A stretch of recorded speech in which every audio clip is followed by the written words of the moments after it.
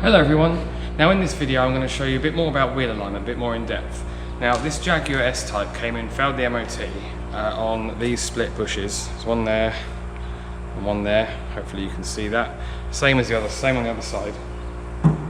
Now those arms control the toe at the rear, so whether the wheels are pointing in towards the front or out at the front.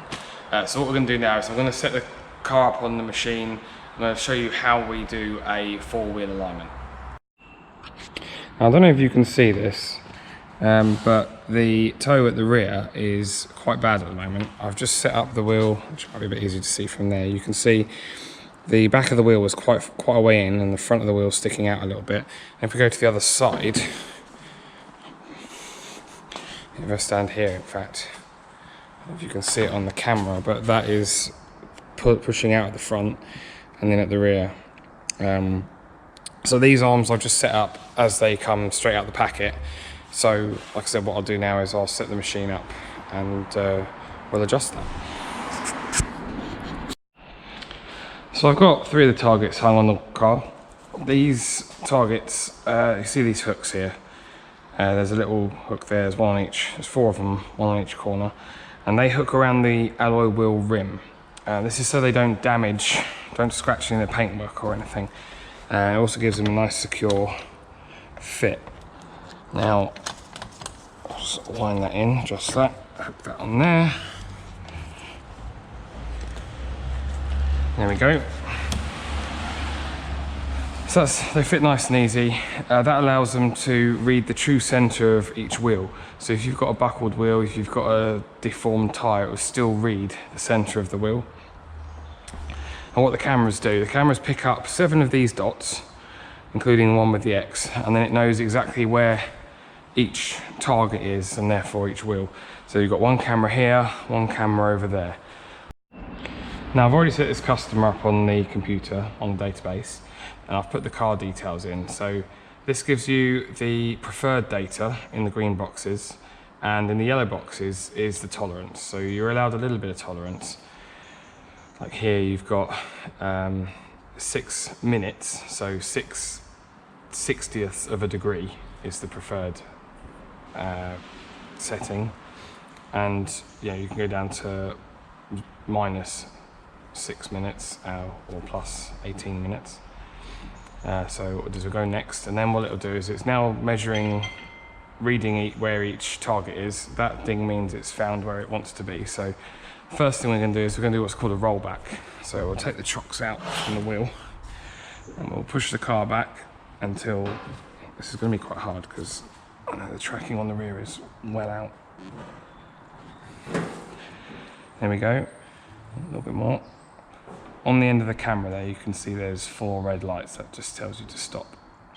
There we go, and then we'll roll back forwards to the same spot it was in. There we are, 4 red targets. I'll put the chock back under the wheel. So now it knows where the centre of each wheel is. It's now asking me to pull the pins out of the front turn plates, which I've already done. And I'll put the brake pedal depressor in. This will stop the car from moving. So the next stage will be to do a caster swing. And not all cars have adjustable caster. So it's not actually necessary on cars, but just to show you how it works, I will do it with this one. So we'll go next. There we are. Now caster is the difference between the top pivot point and the bottom pivot point. So it's the axis the wheel turns on when you steer. So you could move it backwards and forwards. That actually affects self-centering. So when you go around the corner, you let go of the steering wheel and it will self-straighten. So we'll just move that into the green there to hold it still for a few seconds. There we go. And then we'll go to the right hand side.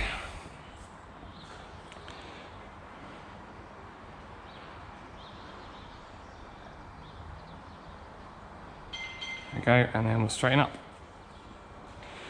So probably say a large adjustment is required because of how far out the back wheels are. It'll also in a moment tell me to straighten the wheel. So that is the true straight point of the wheel right now. And as you can see, the steering wheel is miles out. So we'll just wait for that to read the other target. There we go, now it's telling me to put the steering wheel straight. I'll just put it there for now. And then we say, yes, the steering wheel is straight. And we can see it is absolutely miles out. Nearly 5 degrees out at the rear, which is a hell of a lot. So this sign here is telling me to straighten the wheel. So you're centralising the front toe. Now that there tells me that the actual front wheels are like they're within tolerance of, like I showed before, where we needed 18 minutes was the maximum, and that's 16 minutes. So we may not need to adjust the front when we finished, but to adjust the rear we need to get the centre line right. So there we go. So we've got green, all the front ones are green. If I move out the way of the camera. So you've got your thrust line here. Now this is the actual line. This is the only important one on here. This needs to be in the green for the car to drive straight with the steering wheel straight.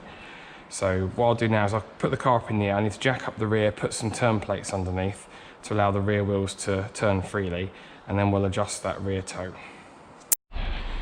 Right, so I've got all this set up for you now, and what I need to be very careful of is this centre plate here. I don't know if you can see it, it's on bearings. Now, because these wheels are so far out, if this edge here touches that edge there, I will need to jack the car up, move the plate, lower it back down again, because that will stop the wheel from being able to turn anymore. I've set my light up there, so hopefully you can see a bit better what I'm doing. So what we'll do next is we'll go from this screen, we'll go next. We don't need to clamp the wheel yet, because we'll do that when we move to the front. So this is giving me the left rear toe, the right rear toe, and this is the thrust angle here. So, and this is the total toe. So these two added together is there. So we want these two in the green, and ideally those two in the green as well. So what we'll do then is we'll now come to the rear. I've already sorted out my tools I need. So unfortunately, because of the setup we've got here at the moment, it's very hard to see the bottom line of the screen from where I'm standing. So I'll do a bit and then I'll go and have a look. So very easy to adjust. I've already loosened the nut there. And then you've got the flats on here. And all we do is we get a spanner on there and we turn it. It's a bit stiff because it's quite new. Let's see whether we're 1, 3, 4. So we're going the wrong way. So we'll go the other way again. I'm going to need quite a few turns. So what I'll do is I'll get these close and then I will come back to you.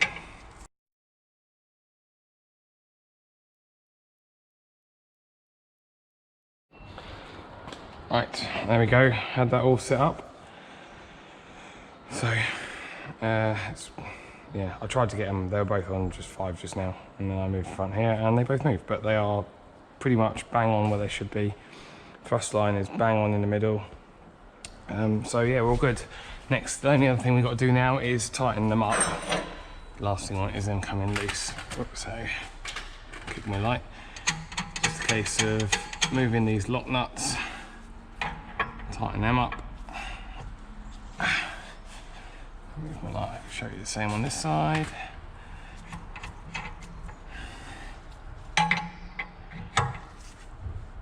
There we go. Right, so I've just jacked the car back up, taken those plates out, dropped the car back down. So in theory, should all still be green, and we are. Just a slight deviation, there's slightly more toe in now, but it's pretty much the same both sides, and it's still well within tolerance. So what I'll do now is I'll drop the car down and we'll straighten the steering and we'll go to the front and just double check the front, and then we should all be good. Right, so all back down, steering wheel clamp. And the important thing with straightening the steering wheel is to be in front of the wheel when you do it, which when you've got the brake pedal depressor in is not the easiest thing in the world. And because it's got power steering, we don't want to twist up any of the steering joints. I'm going to start this one up.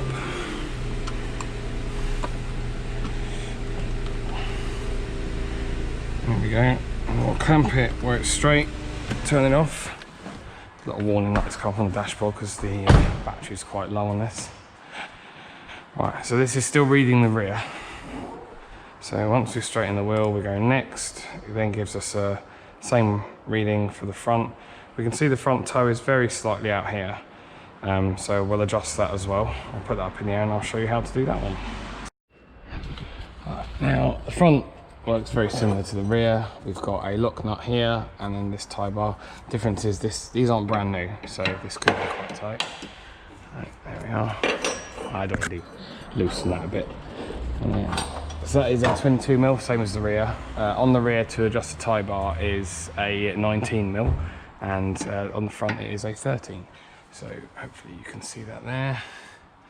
We're going the right way. And we'll just try and get that. There we are. On that thrust line right in the middle, which it is there. So we'll now just tighten up the lock nut. And we have done a 4-wheel alignment. So there we go, a 4-wheel toe adjustment on this Jaguar. And the customer also gets a printout with a before and after. Before the things we've adjusted are in the red, and hopefully at the end of it everything is all green. You can book a wheel alignment through our website at www.suttonz.com, or you can phone us on 01323 769 233, or contact us on Facebook or any of the relevant social medias we were on. That is all in the description below. Please do give the video a thumbs up if you enjoyed it, and remember to subscribe to our channel if you are interested in this sort of thing and you want to see more of these walkthroughs.